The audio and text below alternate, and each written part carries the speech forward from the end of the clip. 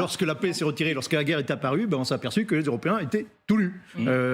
Voilà, et que il fallait pas les moyens. On avait été relativement lâches vis-à-vis de la Russie.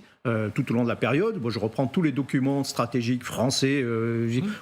Qu'est-ce qu'on fait face à la Russie ? Dialogue constructif, dialogue critique, mais toujours dialogue.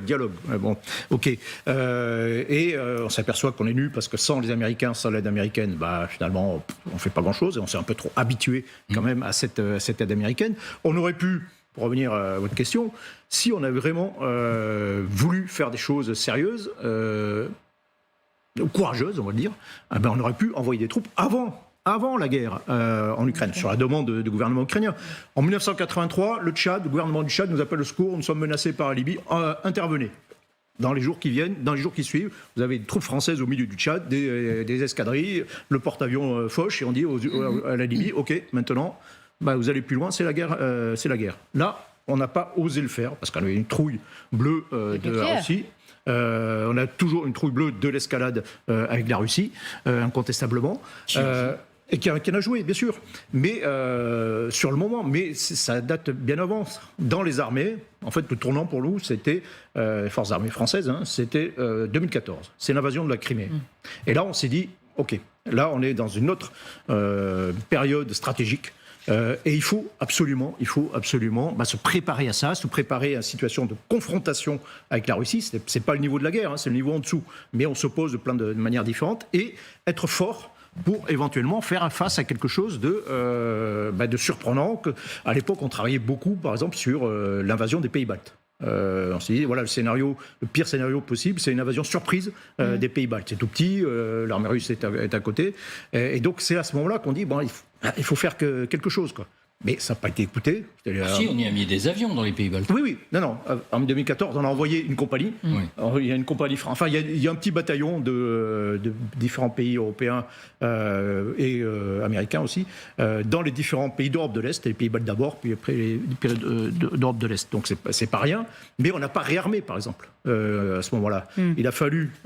Donc, on est inconscient, pour reprendre l'idée de Jean-Marie Guénaud. Je termine juste là-dessus. C'est qu'en France, on a commencé à se réarmer, ou on a arrêté de désarmer, plus exactement, en 2015 avec les attentats terroristes. C'est-à-dire qu'il y avait aussi un autre problème à ce moment-là, qui nous a beaucoup absorbés, c'est les attentats djihadistes, et c'est sur lesquels on s'est concentré à cette époque. Donc, et non pas sur la menace... une victoire russe. À juste titre, à l'époque. Oui, non, bien sûr. Mais ce que dire, il est très difficile d'avoir deux priorités stratégiques en même temps. Mais on nous explique depuis le début de la guerre, colonel, que de toute façon, on ne pouvait pas envoyer des troupes, que effectivement, il a l'arme nucléaire, que c'est un grand pays. Une fois que la guerre était commencée, oui, c'était extrêmement difficile. Donc, de toute façon, on avait mis un doigt dans un engrenage en 2014, on ne pouvait plus s'en sortir. Mais c'est parce qu'on a mal lu aussi, et pardon, j'ai fait allusion une nouvelle fois, le discours de Poutine de 2007, qui est un discours de réappropriation, à Munich, de réappropriation de ce qu'était l'espace post-soviétique. Et Poutine, en gros, dit... Tout ce qui était à nous doit revenir à nous. Et donc, c'est pas forcément par une occupation militaire, mais c'est par un espace d'influence. Or, moi, je suis pas du tout certain que si jamais il prend l'Ukraine, il attaquera la Pologne ou les pays baltes. Mais en revanche, Moldavie... alors, quel est le risque ? La Moldavie ? Mais c'est les pays des Balkans, les pays des Balkans, ceux qui ne sont pas encore dans l'Union européenne ou qui ne sont pas encore dans l'OTAN, tous ces pays-là qui étaient sous influence russe ou post-soviétique dans les années 80-90, à ce moment-là, si oui, ils redeviennent j'allais dire membres de cet espace-là, c'est la nouvelle Russie, c'est le nouvel espace russe, et là c'est la configuration sécuritaire en Europe qui change, mais totalement. Et donc c'est ça que les gens ne voient pas, et c'est ça que Guénaud essaye de nous dire, c'est que nous on est habitués à notre Europe des 27, on est habitués à notre OTAN des 31 ou 30, mais on ne comprend pas que ça peut changer. Et que ça peut changer sous la décision et sous l'impérium de quelqu'un comme Poutine qui veut revenir dans l'espace qui existait avant, l'espace soviétique. Voilà. Vous nous dites, voilà le danger, effectivement, pour des petits pays juste à côté. Le danger, c'est la décrédibilisation de l'Europe qui, après avoir perdu sa puissance économique, perdra sa puissance politique, encore davantage. Bon, d'accord, vous avez raison, il ne faut pas voir seulement le verre à moitié vide. Et puis, voilà ce que disent les Polonais. Je préviens vos réserves, bien sûr, c'est la Pologne. Mais après tout, c'est ce que nous dit Jean-Marie Guénaud. La Russie pourrait attaquer l'OTAN d'ici à 3 ans. C'est ce que dit le chef du bureau de la sécurité nationale polonaise. Si nous voulons éviter la guerre, les pays de l'OTAN situés sur le flanc oriental devraient adopter une période plus courte de 3 ans pour se préparer à la confrontation, parce qu'elle arrive.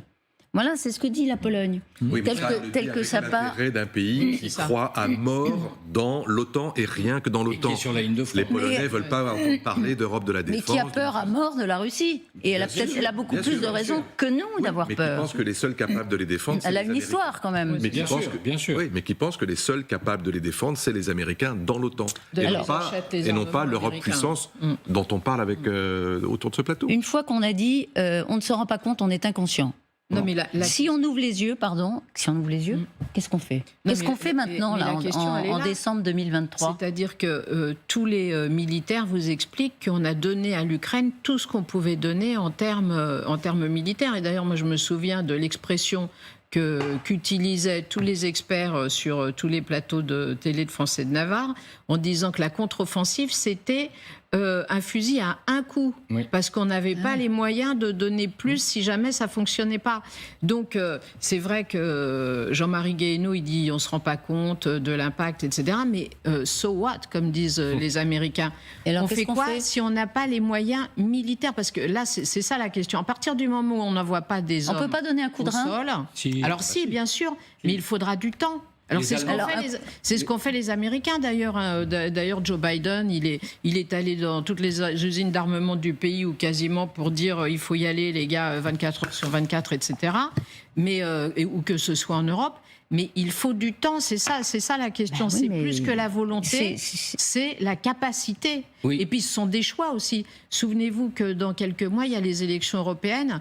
Vous allez dire aux Européens, bon bah écoutez, alors là, les gars, vous allez payer encore plus cher l'énergie, vous allez payer encore plus cher Mais la oui, mais nourriture, et on va tout peut-être- miser sur l'armement. Peut-être parce que si on ne Voilà, mesure alors pas c'est les ça. conséquences, Exactement, c'est peut-être la ça. question. Mais là, on est verra vraiment si ça émerge dans le discours, face j'y crois au pas, mur. mais- Est-ce qu'il faut faire ce choix-là d'un point de vue économique pour maintenir une capacité d'amplifier notre production militaire ou pas? Ça, c'est les dirigeants politiques européens qui doivent le décider. On peut toujours faire plus militairement. Toujours. Les Allemands renaclent, je crois, à livrer encore un missile précis. Le Taurus. Ou le Taurus, Le Taurus, qu'attendent oui. les Ukrainiens, ça c'est la première chose. Il y a un autre élément important qu'a souligné Catherine, c'est le temps. Ce qu'on voit dans le papier du Washington Post, c'est qu'il a fallu aller très très vite et qu'il faut du temps pour former des sur la gens. contre-offensive. hein. Sur l'histoire des F-16, qui est dit dans le papier du Washington Post, si les F-16 ne sont pas alignés tout de suite, c'est que les pilotes ne sont pas formés. Vous les mettez dans des F-16 aujourd'hui, ils se font descendre par la défense antiaérienne russe le premier jour. Donc il y a un vrai problème de temps. Je pense que la sonnette d'alarme que tire Guéhenno, c'est ne lâchons pas. Il met en cause cette fameuse fatigue dont on parlait sur le conflit ukrainien. Ne lâchez pas l'affaire sur le conflit ukrainien. Il y a encore des choses à faire. Quant aux élections européennes, à mon avis, ça va être un véritable Ne test. lâchez pas l'affaire, sauf que, comme dit Catherine, on n'a pas de stock, on s'est pas mis en économie de guerre, donc la production est faible. Je vous parle Et de. ben, ce qu'il dit, c'est de le Alors, faire. mais elle augmente. Elle augmente, mais il faut- pas suffisamment ouais. pour à la fois nous armer et les armer. Bah, Donc- il y a un truc incroyable dans l'article du Washington Post, c'est que pour trouver des obus de 155, les Américains ont dû aller jusqu'en Corée du Sud. Oui. C'est-à-dire qu'ils ont envisagé de, je ne sais plus s'ils l'ont fait ou pas. Et jusqu'en Si, ils l'ont Israël. Jusqu'en Israël. Dans Israël, les ils ont entrepôts récupéré, de l'armée américaine en Israël, ils ont été récupérés des obus de 155 pour les donner à l'Ukraine. Enfin, C'était finalement, ça, ils l'ont pas mais- fait. Finalement, Et maintenant, ils l'ont pas fait, Finalement, ils ils l'ont ont ramené laissé ce qui a aux fait- Israéliens. ce qui a fait coincer évidemment les Ça Ukrainiens. veut dire que les Européens n'étaient Et- pas à la hauteur. Ben non, mais Mais on ne pouvait pas l'être. on fabrique en un an ce que nous, Français, en Ouais. obus, on fabrique en un an ce que les Ukrainiens consomment en une journée ou en 2 jours. Ouais.